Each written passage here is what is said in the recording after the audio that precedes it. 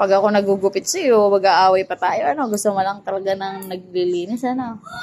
Opo. Bago ko yan magupitan, sasabihin ko may snake yung kuko niya. Yan.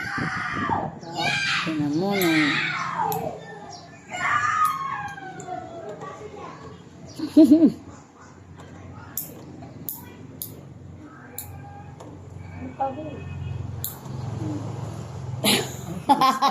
Ikaw pa ang nag-aabot ng isang daliri, ah. Hawak ang likod.